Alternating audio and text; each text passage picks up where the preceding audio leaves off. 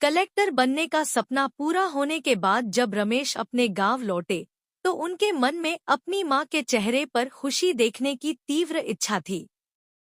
वर्षों की कड़ी मेहनत, संघर्ष और अनगिनत रातों की नींद उन्होंने इसी दिन के लिए कुर्बान की थी। जैसे ही वह अपने गांव के रास्ते पर चले, उनके दिल में गर्व और प्यार का मिश्रण था। गांव पहुंचते ही रमेश ने देखा कि उनकी मां अभी भी पुराने टूटे-फूटे घर में रह रही थी। घर की दीवारों पर दरारें थीं, छत से बारिश का पानी टपक रहा था और दीवारों का प्लास्टर जगह-जगह से उखड़ गया था। रमेश के दिल में यह दृश्य देखकर दुख और अपराध बोध का एहसास हुआ। उसकी मां उन्हें देखकर एकदम खुश हो गई और उसकी आंखों में चमक आ गई। रमेश ने अपनी मां से कहा, मां, मैं चाहता हूं कि अब आप इस टूटे-फूटे घर में नहीं, बल्कि एक नए सुंदर घर में रहें। मां ने मुस्कुराते हुए कहा, बेटा, घर बड़ा या छोटा नहीं होता, घर वो होता है जहां प्यार और अपनापन हो। मुझे तो इस घर में रहते हुए कभी कोई तकलीफ नहीं हुई, क्योंकि तुम्हारे सपने मेरे साथ थे। रमेश का दिल भर आया, लेकिन उसने मां के सम्मान में उससे कुछ और नहीं कहा। उसने अपने कलेक्टर पद के प्रभाव का उपयोग करते हुए गांव में एक सुंदर घर का निर्माण करवाया, जहां उसकी मां आराम से रह सके। लेकिन अपनी मां की विनम्रता और संतोष ने रमेश को एक बड़ी सीख दी, चाहे कितनी भी बड़ी सफलता क्यों न मिल जाए, असली खुशी अपनों के साथ ही होती है। इस तरह रमेश ने अपनी मां को न केवल एक अच्छा घर दिया बल्कि उसकी जिंदगी में सुख, शांति और सम्मान भी लाया। मां और बेटे की यह कहानी एक मिसाल बन गई कि मेहनत और सफलता से भी ज्यादा अहमियत रिश्तों और अपनों की होती है। रमेश की मां ने जब नए घर की बात सुनी तो उन्होंने विनम्रता से कहा, बेटा, मैंने कभी सपने में भी नहीं सोचा था कि मेरे बेटे के कारण एक दिन मैं इतने सुंदर घर में रहूंगी। लेकिन सच कहूं, इस पुराने घर से मेरी बहुत सारी यादें जुड़ी हुई हैं। मुझे अपने पति और तुम्हारे पिताजी के साथ बिताए हुए पल यही याद आते हैं। तुम इस घर को छोड़कर मुझे कहीं और क्यों ले जाना चाहते हो? रमेश मां की बात सुनकर थोड़ा रुक गए। मां के प्रति उसका प्यार, उनकी सोच और इस छोटे से टूटे-फूटे घर में उनके दिल के लगाव को वह समझ गए। उसने अपनी मां को सहारा देकर पास में बैठाया और प्यार से कहा, मां, मैं समझता हूं कि इस घर से तुम्हारी भावनाएं जुड़ी हैं, लेकिन इस टूटे-फूटे घर में रहते हुए मैं अब चैन से नहीं रह सकता। आपने मेरे लिए अपनी सारी जिंदगी इस घर में काट दी, अब मेरी बारी है कि मैं आपको सुकून और आराम दे सकूं। मां मुस्कुराते हुए बोली, बेटा, आराम और सुकून तो मेरे पास तुम्हारे प्यार में ही है। मुझे नए घर का शौक नहीं है, मुझे तो सिर्फ तुम्हारी खुशी चाहिए।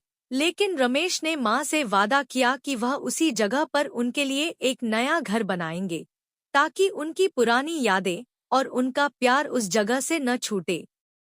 रमेश ने अगले ही दिन उस पुराने घर की जगह पर नए घर का निर्माण शुरू करवा दिया।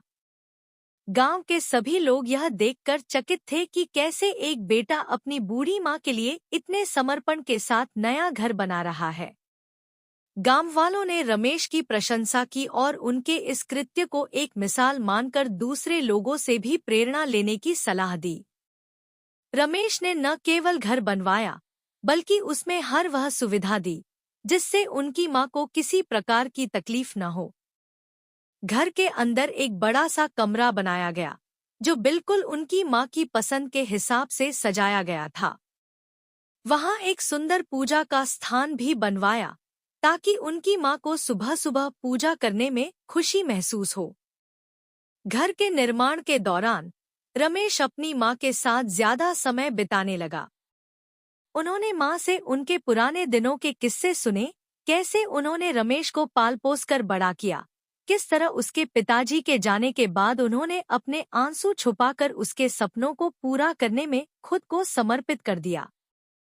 मां की कहानियां सुनते सुनते रमेश के मन में अपनी मां के प्रति और भी गहरा आदर और प्रेम उत्पन्न हुआ।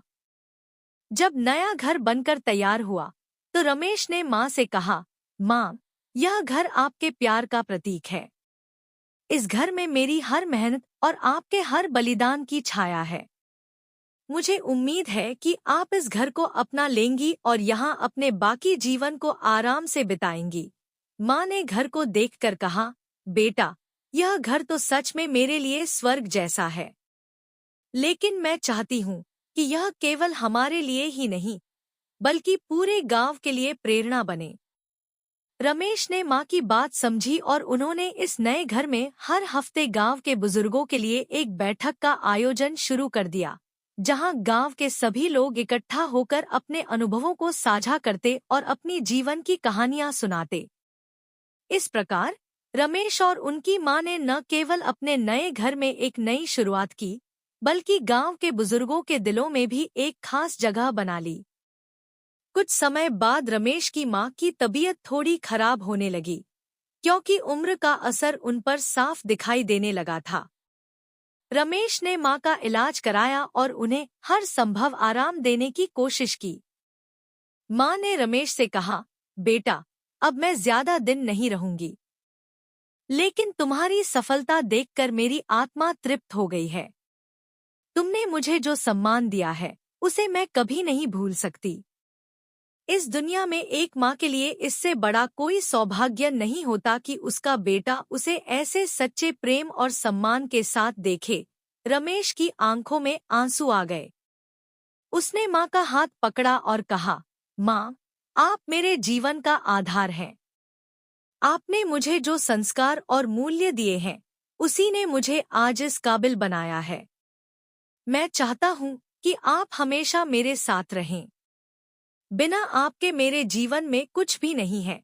माँ ने उसे सांत्वना देते हुए कहा, बेटा, यह जीवन तो बस एक सफर है।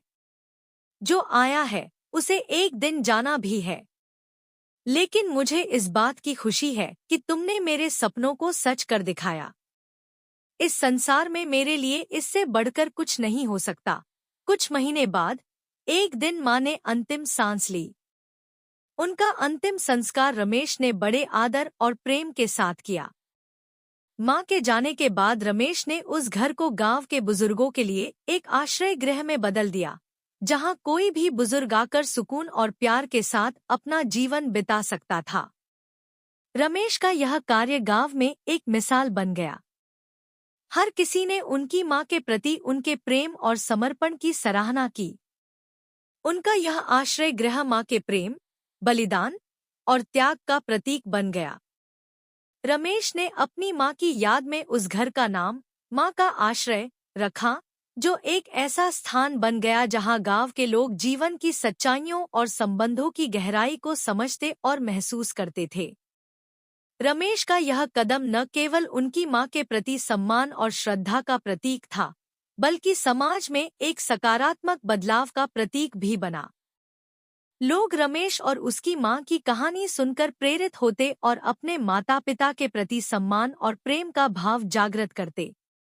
इस प्रकार रमेश और उसकी माँ की कहानी लोगों के दिलों में एक मिसाल बन गई, जो हमेशा याद दिलाती रही कि असली खुशी, सफलता और जीवन का अर्थ अपनों के साथ उनके सम्मान में होता है। माँ के लिए रमेश का यह प्यार, उनकी साधना और उनका त्याग हमेशा एक प्रेरणा बना रहा।